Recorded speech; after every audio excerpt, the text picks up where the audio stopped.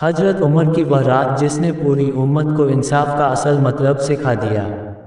एक बादशाह जिसकी रातें भी बेचैन थीं। मदीना मुनव्वरा की रातें वैसी नहीं थीं जैसी हम देखते हैं। ना बिजली, ना रोशनी, ना किसी गली में शोर, सिर्फ सन्नाटा, हवा की हल्की सरसराहट और कहीं दूर किसी घर में बच्चों की धीमी आवाज़। मगर उसी सन्नाटे के बीच एक व्यक्ति था जो चैन की नींद नहीं सो पाता था। वह थे हजरत उमर फारूक, दुनिया के सबसे बड़े बादशाहों में से एक, जिनके राज में अरब से लेकर मिस्र, शाम, इराक तक इस्लामी हुकूमत फैल चुकी थी। फिर भी उनके कपड़े पैबंद लगे होते थे, खाना साधारण होता था और रातें बेचैनी में गुजरती थीं। क्यों? क्योंकि वह कहते थे, अगर फरात के किनारे एक बकरी का बच्चा भी भूख से मर जाए तो क़यामत के दिन उमर से पूछा जाएगा। यही वजह थी कि वह रातों को मदीना की गलियों में घूमते रहते ताकि किसी गरीब, किसी भूखे, किसी बीमार की आवाज़ अनसुनी न रह जाए। उस रात चांद बादलों के पीछे छिपा हुआ था, ज़मीन पर हल्की ठंड थी। हजरत उमर अपने एक नौकर असलम को साथ लेकर शहर की तरफ निकले।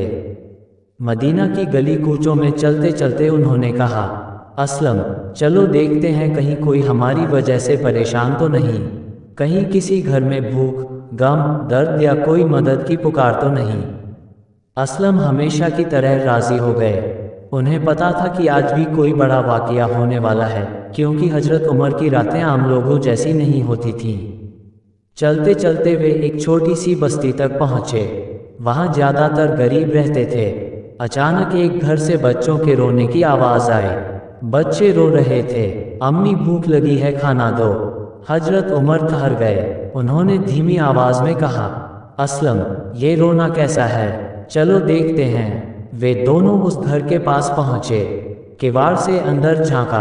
अंदर क्या देखा? एक कमज़ोर सी औरत चूल्हे पर एक हांडी रखे बैठी थी। हांडी में कुछ पक नहीं रहा था, सिर्फ पानी उबल रहा था, और बच्चे उसके आसपास लेटे रो रहे थे।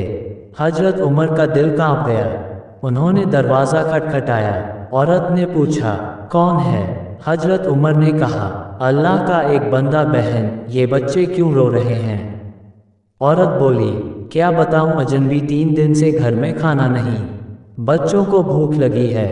मैंने हांडी में सिर्फ पानी डाला है ताकि बच्चे समझें कि खाना पक रहा है और शायद सो जाएं। मगर आज उनकी भूख बहुत ज़्यादा है। ये सुनकर हजरत उमर का दिल टूट गया। लेकिन बात यहीं ख़त्म नहीं हुई। औरत ने आगे कहा, और हाँ, अल्लाह उमर को भी हिसाब देगा, क्योंकि उसके राज में मैं और मेरे बच्चे भूखे सो रहे हैं।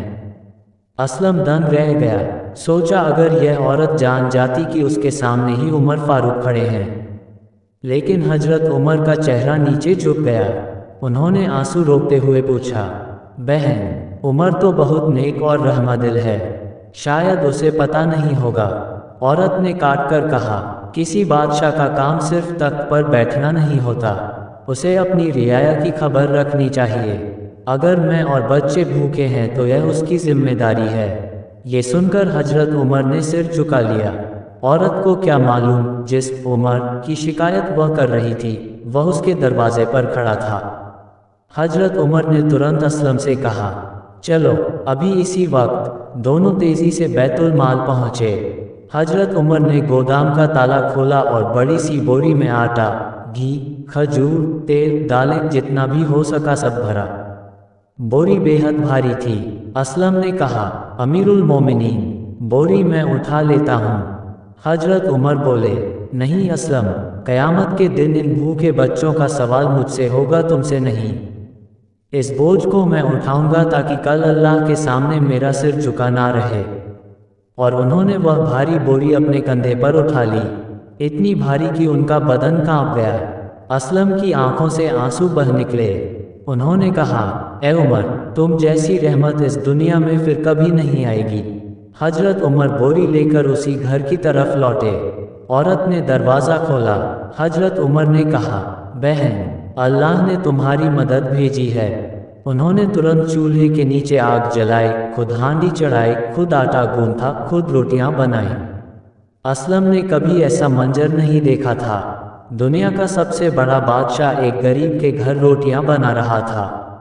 औरत हैरान होकर पूछती रही, آپ کون ہیں؟ لیکن عمر صرف مسکراتے رہے۔ جب کھانا تیار ہوا، بچے روٹیاں کھانے لگے۔ ان کے چہروں پر پہلی بار مسکان آئی۔ حضرت عمر انہیں کھلاتے جا رہے تھے اور اپنے خدا کا شکر ادا کر رہے تھے کہ وہ انہیں کسی کے کام آنے کا موقع دے رہا ہے۔